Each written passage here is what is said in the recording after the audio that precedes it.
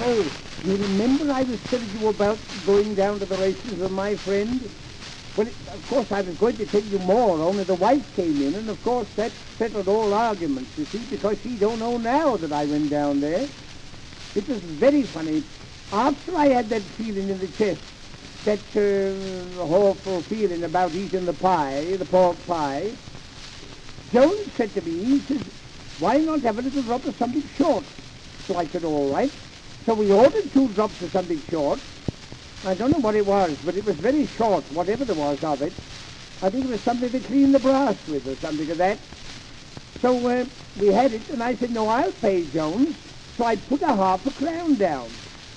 And some gentleman, I suppose he was in a hurry to get to the races, he picked my change up. It was very funny. Well, I smiled a bit, and I turned round, I said, here, I said, you got my change. He says, no, he says, it's mine. Well, of course it was. He got it, you see. I could see the joke. Of course, we laughed, and well, Jones laughed more than I did at that, of course, because it was my £0.50. So we started off again. We got a little way on the road, and there was a man who came up. He said, card of the race, 6 card of the race. So I said to Jones, I said, we better have a card, because we shan't know where we're going. So I gave him a shilling, and he gave me 6 out. But it was very funny. We got about a mile on the road, and I found it was last year's card. Well, look at the 6, and it was a bad one. Well, I said, Jones, you'll have to read that card backwards now. I said, but just at that moment, there was a poor tramp.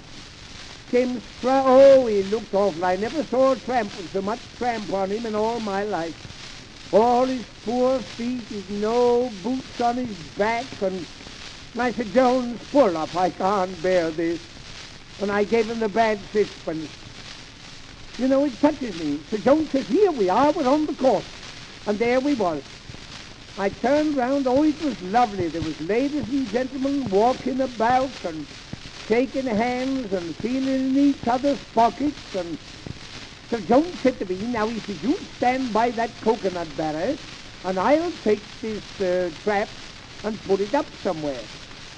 So I stood by the coconut barrel. I thought, well, very likely this is a friend of Jones's. So I held on to the coconut barrel, and I said to the man that was peeling the coconut, I said, we shall have a nice day today?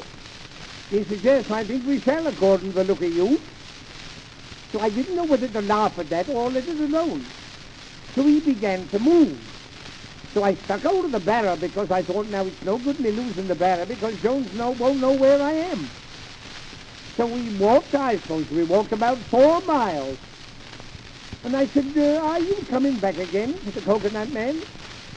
He said, if you don't go away, he says, I shall let you have one.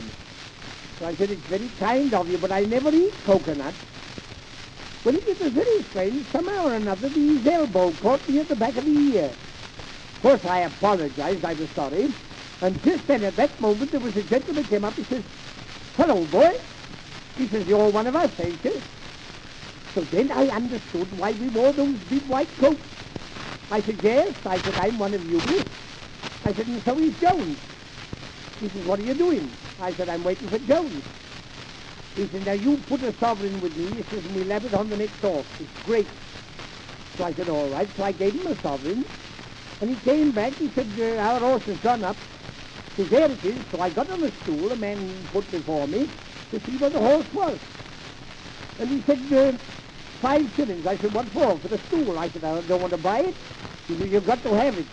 Just then my friend turned around and he said, here, he said, you're a welker. I said, whether I'm well tired as a Scot, I'm not going to be humbugged with you. And whether he hit me or whether I hit him, I can't tell you, but I know I went into a kind of faint. But it was a beautiful day when we parted away with a smile of content on our faces. With plenty to eat, there was nothing could beat a jolly good day at the races.